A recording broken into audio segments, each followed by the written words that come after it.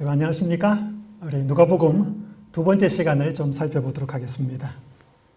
우리 지난 시간에 살펴본 여행의 진정한 발견은 새로운 풍경을 찾는 데 있지 않고 새로운 눈을 갖는 데 있다라고 하는 한 작가의 말을 좀 생각해 보면서 지난 첫 시간은 인자로 오신 예수님이라고 하는 관점, 눈을 가지고 누가복음을 좀 살펴보았습니다. 오늘 두 번째 시간은 누가복음 9장 51절에 기록된 예루살렘을 향하여라고 하는 이 키워드, 이 문구를 좀 생각해 보시면 좋겠습니다. 여러분, 예루살렘을 향하여 가신 예수님, 여러분 누가복음에는 예루살렘이라는 단어가 되게 많이 나와요. 여러분 복음서를 읽어보시면 마태, 마가, 누가, 요한 이 복음서에 보면 흐름이 있습니다. 시간의 흐름이 있고 공간의 흐름이 있어요. 시간의 흐름은 예수님께서 계속 한 시간을 맞춥니다. 그 시간이 언젠가 하면 AD 31년 봄이에요. 6월달. 그게 예수님이 맞추신 시간상 흐름이에요. 그리고 공간상 흐름도 있습니다. 그 공간상 흐름의 최종 목적지는 예루살렘입니다. 그러니까 이 시간의 흐름과 공간의 흐름이 똑같아요. 결국 AD 31년 봄 예루살렘에서 뭐 하시는 거예요? 십자가에 달려 돌아가시는 거예요. 그게 시간상, 공간상으로 계속 맞아 들어가는데 예루살렘을 향하여 가신 예수님. 이 누가복음 9장 51절, 52절에 보면 예수께서 승천하실 기약이 차감해 예루살렘을 향하여 올라가시기로 굳게 결심하시고 사자들을 앞서 보내시매. 그렇게 기록하는데 이 누가복음 9장 51절, 52절은 이 누가복음에 있어서 아주 중요한 전환점을 기록합니다. 그전에는 예루살렘에 계시지 않으셨습니다. 물론 다른 복음서에는 예수님이 왔다 갔다 하신 것을 기록하고 있는데 누가복음은 갈릴리에서 예루살렘으로 향하여 가는 여정과 예루살렘에서의 사역이 시간상으로 그렇게 쭉 일관되게 한 흐름으로 가고 있습니다. 왔다 갔다 하시는 내용이 누가복음에는 없어요. 아까 말씀드린 것처럼 누가는 그의 복음서에서 예루살렘이라는 단어를 대단히 많이 언급하는데 몇 번을 언급하는가 하면 31번을 언급합니다. 마태는 그의 복음서에 예루살렘이라는 단어를 13번 언급합니다. 마가는 10번을 해요.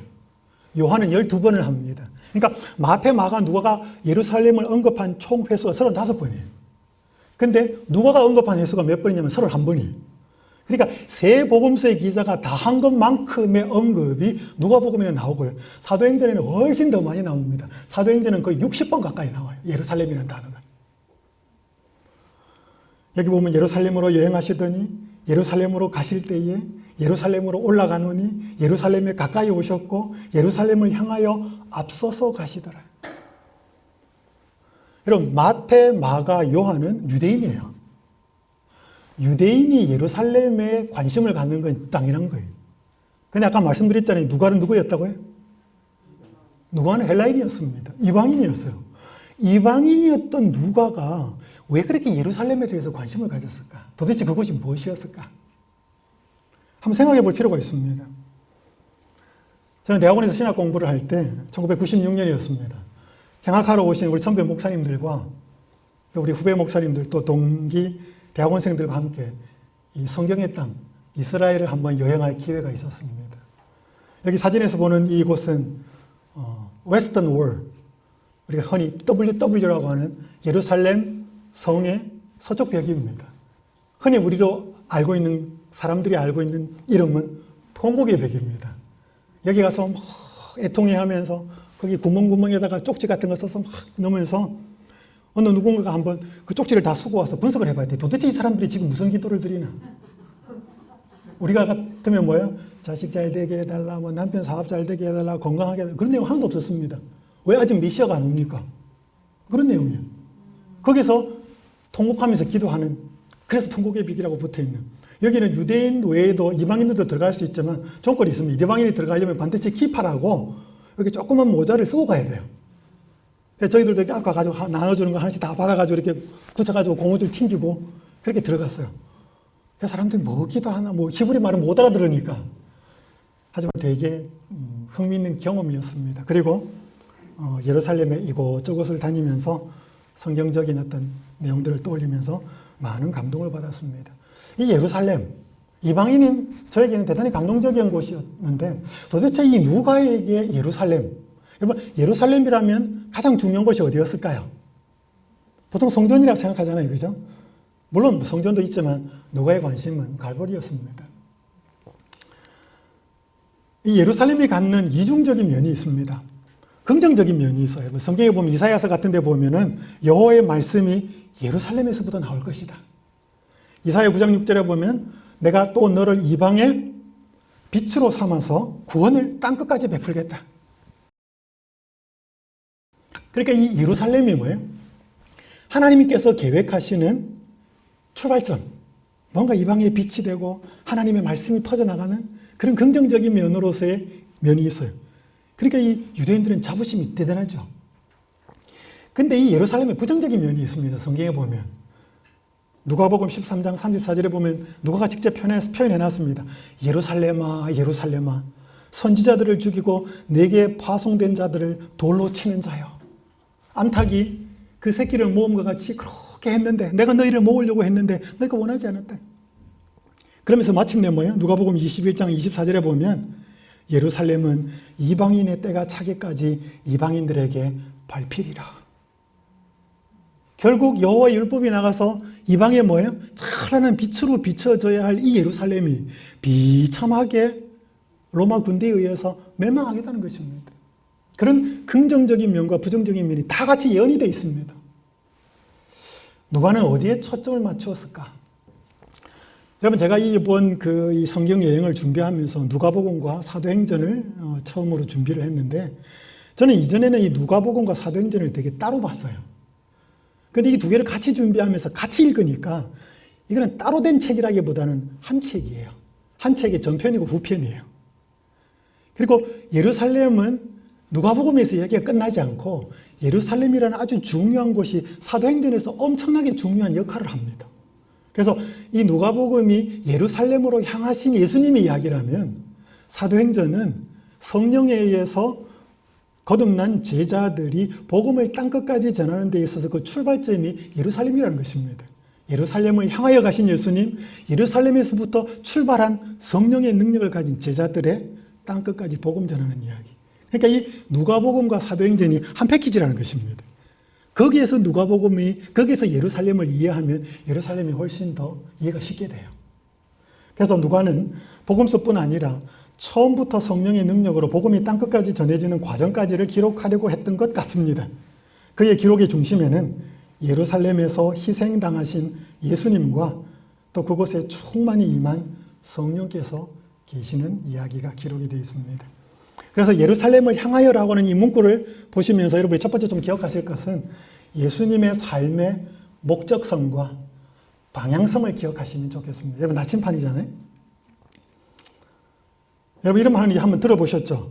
인생은 속도가 아니고 뭐다? 방향이다. 이게 그냥 나온 말이 아니고 유명한 작가인 괴테가 한 말입니다. 인생은 속도가 아니라 방향이다.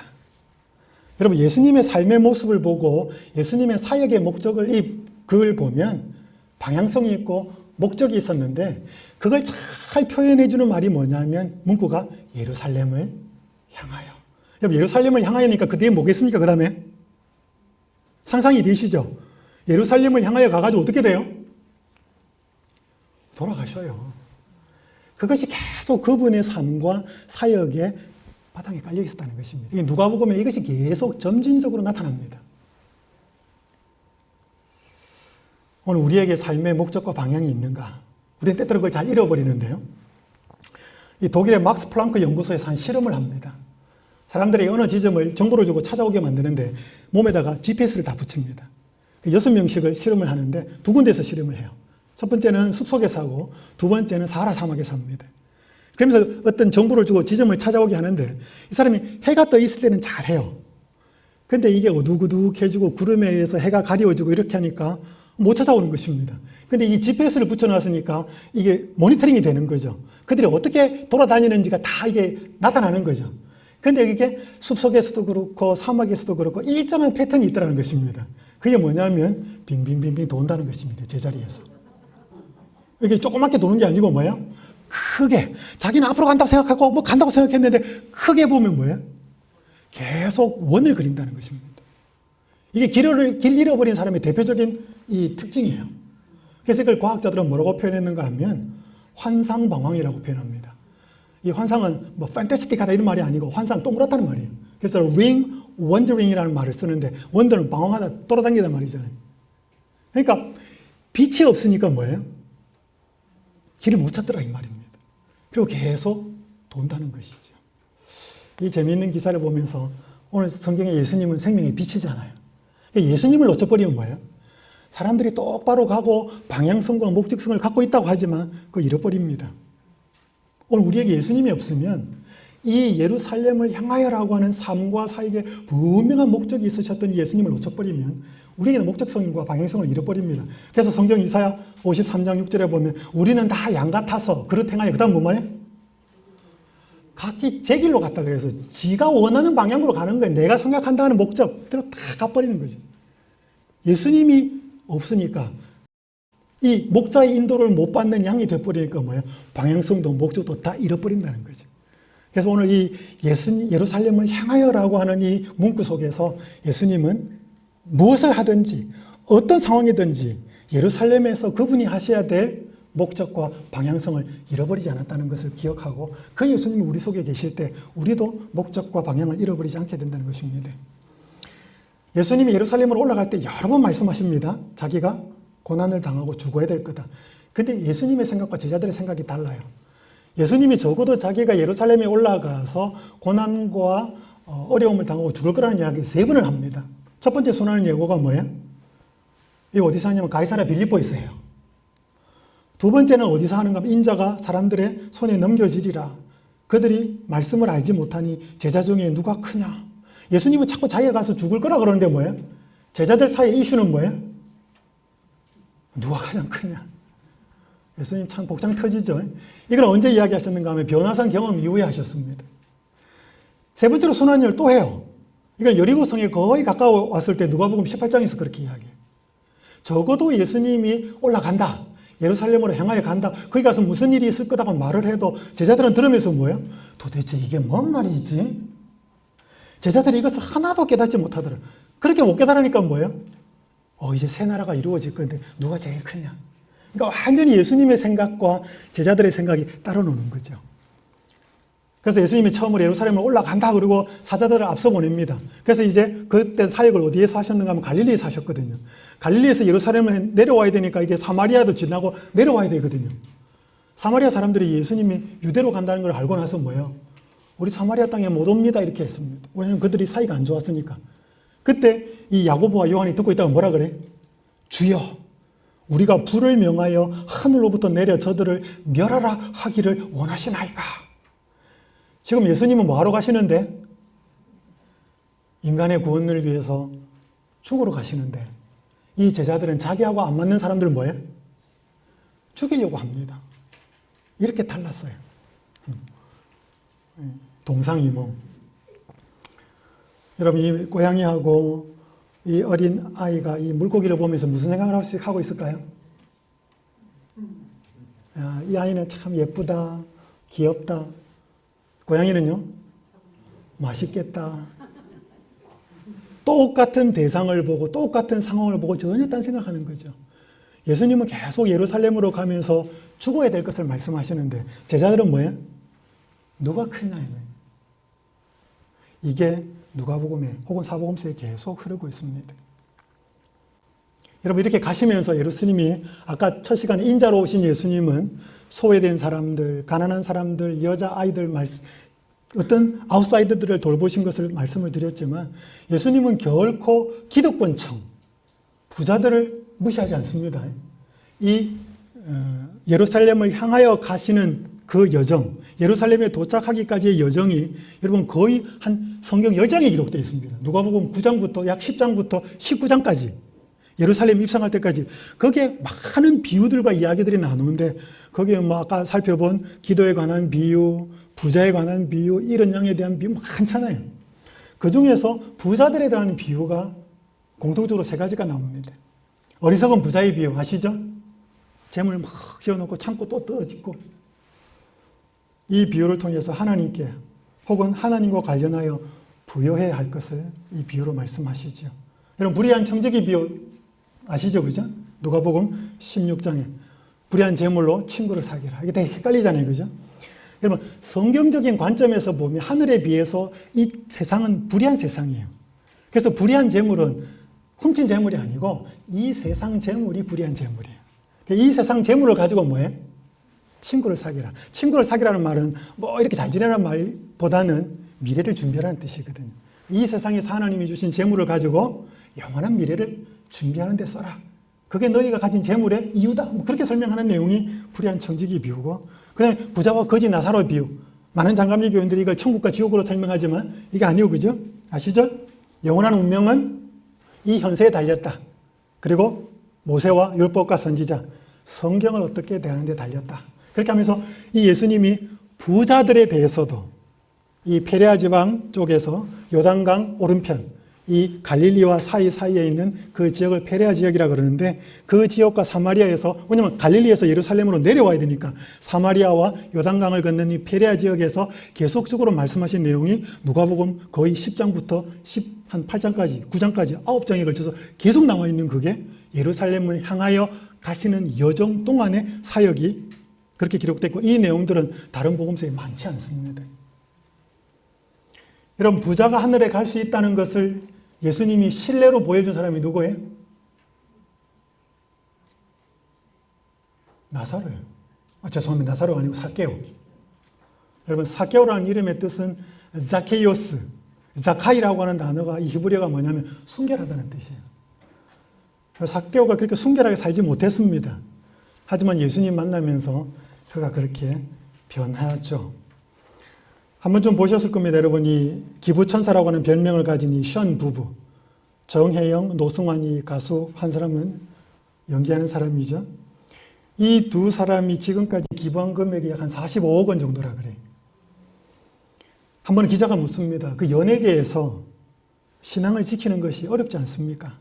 어떻게 당신들은 그렇게 번 돈으로 그렇게 다른 사람들을 많이 도와줍니까? 어떻게 믿음을 지킬 수 있습니까? 기자가 물어요. 그때 이 부부가 참 멋진 감동적인 이야기를 합니다. 진짜 맛있는 빵을 맛본다면 저절로 예전에 아무리 맛있었던 빵도 맛이 없다는 것을 알게 되고 잘 먹지 않게 되잖아요. 신앙도 똑같은 것 같아요. 한번 예수님의 빵 맛을 보면 예전에 맛있다고 생각했던 모든 것, 그리고 세상과 멀어질 수밖에 없는 것 같습니다. 예수님한테 집중하다 보니까 연예계 속에서도 예수님께 한 발짝 한 발짝 다가갈 수 있는 것 같습니다. 그러니까 이들이 기부하는 게 그게 아니고 예수님한테 초점을 맞추다 보니까 뭐예요? 그렇게 연예계 속에 물들지 않고 타락하지 않고 막 가지 않고 자기들이 가지고 있는 재물을 나누는 데 쓸 수 있었다는 거죠. 여러분 부자도 천국 갈 수 있을까요? 갈 수 있어요. 초점이 누구한테 맞춰지면? 예수님한테 맞춰지면. 그걸 보여준 게 사케오의 삶이잖아요. 사케오가 예수님 만나고 나니까 뭐예요? 내 소유의 절반을 가난한 사람들에게 주겠습니다. 너가 속여서 토색한 것이 있으면 4배나 갚겠습니다. 모세 율법에는 2배를 갚으라는 거거든. 4배를 갚겠습니다. 그만큼 마음이 간절해지고 순결해지고 재물이 더 이상 주인이 안 되었다는 것이죠. 여러분 그런 많은 부자에 대한 재물에 대한 이야기들이 다른 복음서에도 나오지만 누가복음서에서는 그 예루살렘을 향하여 가시는 동안의 사역에서 많이 나타나고 있다는 것 한번 좀 기억하시고 나중에 누가복음을 볼 때 그렇게 좀 깨달으시면 좋겠습니다. 드디어 예루살렘으로 도착합니다. 그곳에서의 목적성과 이 방향성이 성취가 되고 사명이 성취가 됩니다. 여기 누가복음 23장 28절 아까 첫 번째 시간에 말씀드린 것처럼 예루살렘으로 가서 십자가로 올라가는 그 과정에서 예수님이 너무 치근하고 너무 안 되어서 눈물을 흘리던 그 여인들에게 한 말씀, 예루살렘의 딸들아 나를 위하여 울지 말고 너희와 너희 자녀를 위하여 울라. 누가복음 23장 34절에 보면 아버지 저들을 사하여 주옵소서 자기들이 하는 것을 알지 못함이니이다. 이건 언제 하신 말씀이에요?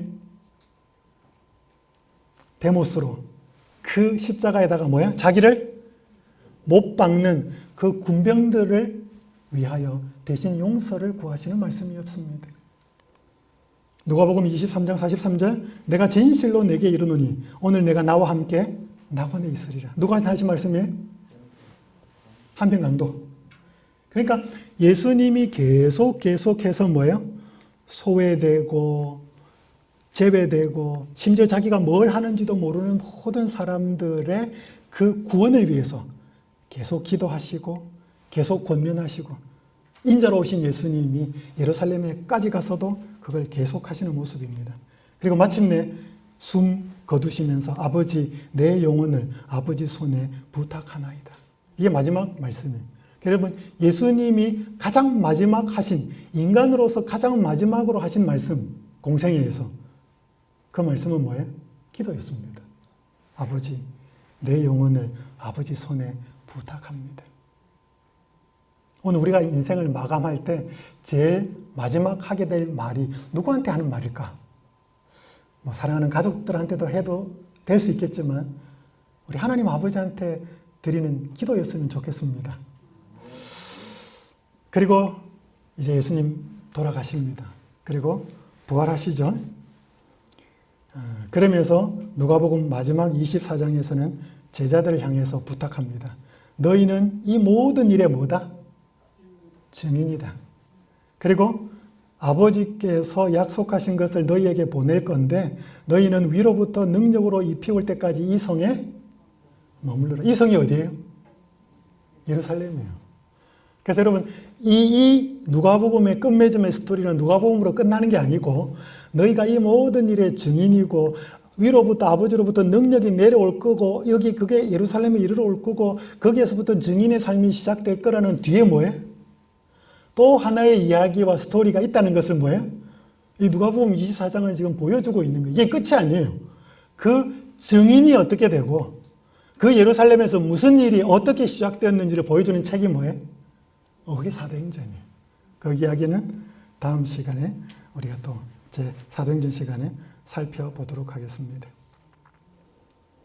자, 그러면 우리 첫 번째 날에는 시간에는 인자 되신 예수님, 인자로 오신 예수님을 살펴보면서 제가 뭘 적용해야 될 건지 두 가지를 말씀을 드렸죠.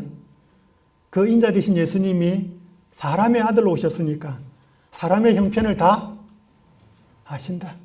내가 자녀 때문에 힘들어하고 내가 돈 때문에 아파하고 관계 때문에 고통스러워하는 걸 다 알고 계신다. 너희가 그렇게 눈물을 흘린지 안다. 나도 울어봤다.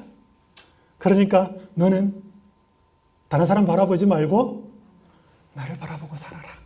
인자로 온 나를 바라보고 살아라. 자, 그걸 말씀드렸고요. 그 인자로 오신 예수님을 바라보고 살 때 우리의 속에 뭐가 생기냐면 믿음이 생기고 힘이 생기고 용기가 생기고 우리 주변에 그렇게 힘들어하고 소외되고 아파하는 사람들을 뭐 할 수 있어요? 돌아볼 수 있는 마음의 여유가 생기게 됩니다. 그것이 인자로 오신 예수님의 그 누가복음의 한 모습에서 우리에게 적용시켜야 될 것을 돌아보았다면 두 번째 오늘 예루살렘을 향하여라고 하는 그 어떤 과정과 그 어떤 방향을 향하여 가시는 예수님의 모습을 오늘 살펴보면서 마침내 그 방향성과 목적을 이루신 그 예수님을 오늘 우리가 어떻게 좀 적용을 시켜볼까 생각하면 첫 번째는 예수님이 예루살렘을 향하여 걸어가신 그 모든 걸음과 길은 내가 걸어가야 할 나 대신 걸어가신 길이었다고 하는 사실을 깨닫는 게 중요합니다. 그분이 그렇게 모욕을 받고 그렇게 박해를 받고 그렇게 죄인이 받아야 될 그 모습을 담당하신 것은 그게 누가 받아야 되는 거였다? 그게 내가 받아야 되는 거였다. 라고 하는 사실을 먼저 기억하는 게 중요합니다. 그럼 뭐가 생길 수 있어요? 감사가 생기죠. 여러분, 내가 받아야 될 모욕을 누가 받아서 내가 그걸 안 받게 된다면 뭐예요? 얼마나 고마운 일이에요. 구조선지자 289페이지 이렇게 말씀합니다.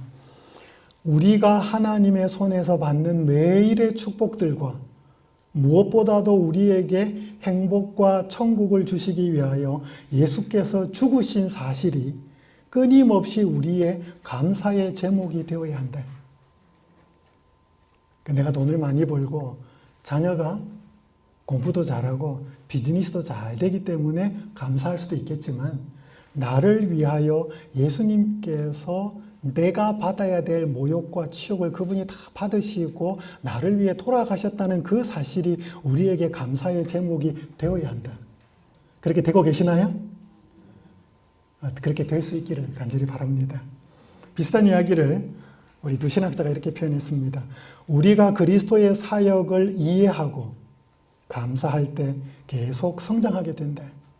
그리스도의 죽으심에 대한 감사가 없다면 어떠한 변화나 변화의 가능성도 없다. 여기서 출발합니다. 여러분 변화되고 싶으시죠? 그럼 어디에서도 출발해야 돼요? 그분이 나를 위해서 예루살렘을 향하여 가셔야만 했던 이유, 그렇게 가시면서 받았던 모든 모욕들과 그런 어려움들이 바로 내가 받아야 될 모욕과 치욕이었다는 것. 그래서 내가 거기에서 자유롭게 되었다는 사실, 그 사실을 이해하고 거기서부터 출발해야 내 삶의 변화나 성장은 이루어진다는 것을 표현하고 있는 것입니다. 한 회사에 있었던 이야기입니다. 한 직장 여성이 특별한 계기를 통해서 예수님을 믿고 싶어졌습니다. 이 여성은 회사에서 큰 실수를 했어요. 경제적인 어떤 해를 회사에 끼쳤기 때문에 거의 해고를 당할 그런 실수였습니다. 그런데 그녀의 상사가 더 위에 보고를 하지 않고 자기가 그 실수를 다 뒤집어 쓴 거예요. 그러면서 회사에서 자기가 불이익을 당하는 거예요. 그러니까 이 밑에 있는 아가씨가 보니까 이해가 안 되죠. 한편으로 상사의 행동이 고마우면서도 이해가 안 됐습니다. 그래서 한 번은 조심스럽게 그 이유를 회사의 그 상사에게 묻습니다. 제가 이전에 회사에 있을 때는요, 제가 열심히 해서 뭔가 이렇게 성과를 만들어냈는데 그걸 상사가 가로채 가서 자기가 한 것처럼 그렇게 하는 내가 상사는 봤어도 제가 지금까지 직장 생활하면서 부하 직원이 잘못했는데 그 잘못을 자기가 대신 지고 어려움 당하고 있는 것은 우리 앞에 계신 분이 처음입니다. 도대체 이유가 뭡니까? 왜 그러십니까? 물어요. 이분이 대답을 안 해요. 그렇게 주저주저 하다가 한참 뜸을 들이다가 이분이 이렇게 말합니다. 나는 크리스천입니다. 거기에는 여러 가지 의미가 있겠지만 내가 저지른 잘못의 대가를 예수 그리스도가 떠맡았다는 뜻이기도 합니다. 그분은 나 대신 십자가를 지셨습니다. 그래서 나도 힘 닿는 데까지 남들의 짐을 지고 싶어 하는 겁니다. 여러분, 이게 이유였습니다. 그러니까 이 모습 때문에 이 아가씨가 예수님에 대해서 궁금해진 거예요. 그래서 예수님을 믿고 싶어졌고 알고 싶어진 것입니다. 그러니까 이 분의 시작은 어디에서 출발했다고요? 예수님을 곰곰이 바라보니까 그분이 걸어가시고 그분이 짊어진 모든 짐은 누구 거였다? 내가 져야 될 것을 대신 지셨다. 그걸 자꾸 생각하고 또 생각하고 또 생각하니까 너무 감사해서 그게 너무 힘이 되어서 감동이 되어서 그러면 나도 질 수 있겠구나. 나도 다른 사람의 감당해야 될 것을 져야 되겠구나. 그게 은혜로 주어진 것이죠. 첫 번째, 예루살렘을 향하여 가신 그 예수님의 모습을 보면서 우리가 깨달아야 될 적용의 첫 번째는 그 길은 내가 가야 될 길을 대신 가셨다라고 하는 것을 첫 번째 기억하셔야 되고요. 두 번째는 그 길은 나 또한 걸어가야 할 길이라는 것입니다. 첫 번째는 그분이 대신 가셨다는 것이고 나도 그 길을 가야 된다는 것이에요. 여러 의미에서. 여기 디모데 켈러가 쓴 왕의 십자가라고 하는 책이 있습니다. 이게 마가복음을 주석한 책인데 대단히 감동적인 책이 거기서 이렇게 기록합니다. 복음은 패배에서 나오는 승리, 약함에서 나오는 강함, 죽음에서 나오는 생명, 버림에서 나오는 구원을 보여주는 궁극적 이야기다. 그러니까 이 사람이 복음을 가만히 살펴보았더니 이게 대단히 역설적이라는 것입니다. 복음은 네가 살고자 하느냐? 그러니까 뭐해? 그럼 죽어야 된대. 네가 크고자 하느냐? 그러니까 뭐해? 네가 작아져야 된대. 네가 얻고자 하느냐? 그럼 뭐해? 버려야 된대. 그러니까 뭐 복음의 이야기는 전부 다 뭐해? 역설을 이야기하는 거예요. 근데 진짜 진 것처럼 보이는데 뭐해? 진 게 아니고 뭐해? 이겼다는 거죠. 여러분 부부싸움 해가지고 진짜 이기는 거는 뭐예요? 상대방 말 한마디 못하도록 묵sab을 내는 게 아니고 오히려 내가 뭐예요? 줘주고 양보해주고 그게 나중에 시간 지나면 뭐예요? 그게 진짜 이긴 거로 나와요. 저는 잘 못합니다. 약함에서 강함이 나온다. 그리고 죽는 데서 뭐가 나온다? 생명이 나온다. 버림받는 데에서 건짐을 받는 구원이 나온다. 이게 뭐예요? 복음이 이런 거라는 것입니다. 그걸 보여주는 것이 예수님의 삶이죠. 그래서 우리도 뭐 해야 된다? 쉽게 말해서 우리도 승리하려면 뭐 해야 된다? 져야 된다. 우리도 강하려면 뭐 해야 된다? 약해져야 된다. 우리도 살려면 뭐 해야 된다? 죽어야 된다. 우리도 구원받으려면 뭐 해야 된다? 버려야 한다. 사람들은 별로 좋아하는 이야기 아닙니다. 그래서 여러분 잘 아시는 누가복음 9장 23절에서 24절 또 무리에게 이르시되 아무든지 나를 따라오려거든 자기를 부인하고 날마다 제 십자가를 지고 나를 따를 것이니라. 누구든지 제 목숨을 구원하고자 하면 잃을 것이요 누구든지 나를 위하여 제 목숨을 잃으면 구원하리라. 여러분 이 누가복음 9장 23절 24절 아까 예수님이 제자들의 생각과 자기 생각이 좀 다르다 그랬는데 예수님이 자기가 인자가 예루살렘에 올라가서 고난을 당하고 죽어야 된다는 이야기 3번 했다 그랬잖아요.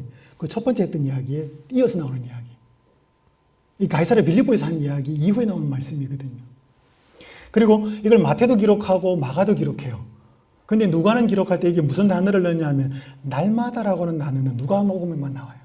그러니까 자기를 부인하고 제 십자가를 지고 나를 따르는데 마태와 마가는 그렇게 표현했는데 누가는 하나를 더 붙여하고 그거를 자기를 부인하고 제 십자가를 지는 거를 언제 해라? 날마다 해라. 어제 했다고 끝나는 게 아니고 뭐예요? 오늘도 해라. 바울의 표현대로 말하면 뭐예요? 나는 날마다 죽노라. 힘들어요. 죽는 게 쉬워요? 어려워요? 한 의사 중에 사람의 평생 그 임종, 마지막 가는 생애를 아주 많이 봐온 한 의사가 있었습니다. 근데 그 사람들이 어떤 사람들이 잠들 때는 참 평온하고 얼굴이 좀 그렇게 마지막 잠이 드는 사람이 있고 어떤 사람들은 막 얼굴이 너무 일그러지고 고통스럽게 죽는 사람들이 있더라는 것입니다. 그러니까 근데 그 사람들을 가만히 살펴보니까 그리스도인이라고 해서 다 평안히 잠드는 게 아니더라는 거죠. 근데 그 사람들의 삶, 죽음의 모습을 보면서 그들의 이 과거를 좀 이렇게 알고 보니까 하나의 많은 임상에 의해서 하나의 결론이 내려집니다. 그게 뭐냐 하면 여러분 죽는다는 것은 결국은 가진 걸 놓는다는 거거든요. 다 놓는 게 죽는 거잖아요, 이제. 그러니까 살아있을 때부터 이렇게 손에 쥔 것을 놓는 것을 잘 실천해온 사람들은 뭐예요? 마지막 시대, 마지막 끝에 왔어도 뭐예요? 그 놓기가 쉽더라는 거지. 근데 계속 하면서 쥐고 끌어모으는 것만 관심이 있었던 사람은 놓아본 적이 없거든요. 그러니까 그 사람들이 마지막에서는 그걸 다 뭐 해야 돼? 한꺼번에 놔야 돼, 이제. 다 끌어쥐었으니까. 그 사람들은 마지막 모습이 뭐예요? 너무 힘들더라는 거지. 고통스럽더라는 거지. 근데 다 버리고 가진 거 아무것도 없는 사람은 뭐예요? 마지막 또 편하게 가더라는 거지. 그러면서 이분이 뭐라고 이야기하냐면 그 사람들이 죽는 모습은 마치 그리스도인이 사는 모습. 성경에서 왜 예수님께서 자기를 부인하고 날마다 부인하고 죽어야 된다고 말을 했는가 하면 그리스도인은 쥐인 것을 놓는 사람입니다. 그 자기 부인을 매일의 삶 속에서 하는 사람은 뭐예요? 나중에도 뭐예요? 놓기가 쉽다는 것입니다. 그러면서 그 깨달은 글을 제가 보니까 너무 감동적이었습니다. 오늘 다시 한번 이 예수님께서 예루살렘을 향하여 가신 그분의 삶의 여정, 방향성과 목적성을 바라보면서 나 대신 걸어가신 길, 그것 때문에 자꾸 생각하셔서 뭐 하는 일이 많이 필요하다? 고맙고 감사하고 마음속에 감동받는 일이 필요하다. 두 번째는 뭐예요? 그 감동이 오늘 우리로 하여금 같은 그 길을 걸어가도록 만든다. 나 역시 그렇게 걸어가야 하는 길이다라고 하는 사실을 오늘 우리의 삶 속에 좀 기억했으면 좋겠습니다. 오늘 이제 제가 누가복음의 2시간을 마무리하면서 이제 여러분들이 개인적으로 누가복음을 보실 때 어떻게 여러분이 스스로 이 2시간 동안은 제가 가이드가 되어서 저와 함께 떠났지만 이제 여러분이 개인적인 시간에서 누가복음을 이제 보시겠죠, 그죠? 보셔야 됩니다. 그걸 하지 않고 강의만 들으시면 아마 그 어떤 효력이, 깨달음이 훨씬 적을 겁니다. 그래서 여러분이 누가복음을 이제 스스로 읽으면서 보실 때 미션을 좀 드리겠습니다. 첫 번째 이제 학습형 미션이 있고 생활형 미션이 있습니다. 첫 번째 학습형 미션 2가지를 드리면 누가복음을 읽으면서 소외된 자들에게 가까이 다가오셔서 구원을 주시는 인자로 오신 예수님의 모습을 찾아보십시다. 아까 제가 첫 번째 계속 이야기했죠, 그죠? 이 누가의 어떤 그 초점에 예수님의 여러 모습 중에 사람의 아들로 오신, 요셉의 아들로 오셔서 어린아이, 여자, 소외된 사람, 삭개오, 부자까지 그들이 정서적으로나 신분적으로나 상태적으로 소외되고 아웃사이드에 있는 사람들을 어떻게 다가가셔서 그들에게 구원을 베푸는 모습. 인자라는 단어들을 찾아보시고 단어만으로만 나와 있지 않습니다. 보면서 어떻게 이렇게 사회된 사람들에게 가까이 다가가시는지를 찾아보시고요. 2번째, 또 누가복음을 읽으면서 예루살렘이라는 단어를 제가 예루살렘을 향하여라고 했잖아요. 예루살렘이 31번 나왔다고 했잖아요. 그 단어를 곰곰이 찾아보면서 뭐 예루살렘이기 때문에 다 예수님의 삶의 목적성과 방향성을 설명하는 건 아니에요. 어떤 때는 뭐 예루살렘에서 뭐 했다 이런 것도 나오니까 그 단어 중에서 예수님의 삶의 목적성과 방향성을 나타내는 부분을 찾아서 그 의미가 뭔지, 도대체 과정이 어땠고 사람들은 어땠는지 그 의미를 곰곰이 생각해 보시면 오늘 제가 2시간에 걸쳐서 인자, 예루살렘을 향하여라고 하는 그 의미 속에 담겨있는 학습, 그 읽으면서 그것이 좀 이해가 될 거라고 생각이 됩니다. 2번째 생활형 미션은요, 실천하는 것입니다. 첫 번째, 주변에 소외된 사람들 있잖아요, 그죠? 그 사람들에게 그들의 필요를 채워주면서, 그죠? 친구도 되시면서 문자나 카톡으로 진심이 담긴 사랑의 메시지를 한번 좀 보내보시면 좋겠습니다. 제가 이거 몇 사람 할까 하다가 너무 딱 정하는 것 같아서 그렇게 하지는 않았습니다. 한번 기도 중에, 생각 중에 오늘 여러분의 주변에 소외된 사람들 한번 생각해 보시면 좋겠습니다. 2번째 미션은 이거 죽는 것입니다. 화가 날 때 특별히 남편이 열받게 할 때, 자녀가 뚜껑 열리게 할 때 예수님을 생각하면서 마음속으로 기도함으로 하고 싶은 말을 하려는 자아를 부인하는 연습을 한번 해보십시다. 여러분 이거 하면요 얼마나 내 자아가 강한지 우리는 확실히 알 수 있습니다. 아까 말한 것처럼 누가복음에 기도가 왜 절박하게 나온다고요? 힘써 애써 더욱 간절히, 인간이 약함을 깨달으면 깨달을수록 우리의 기도는 간절해질 수밖에 없습니다. 내가 더 이상 할 수 없는 게 전부일 때 우리는 기도로 매달릴 수밖에 없거든요. 그래서 오늘 우리가 얼마나 자아가 강한지 이걸 해봐야 내가 자아가 강하다는 걸 깨달아집니다. 그리고 그 은혜가 그런 간절한 자에게 주어질 것입니다. 오늘 이 학습형 미션과 생활형 미션을 잘 실천하시면서 누가복음이 여러분들에게 아주 귀한 책이 되었으면 좋겠습니다.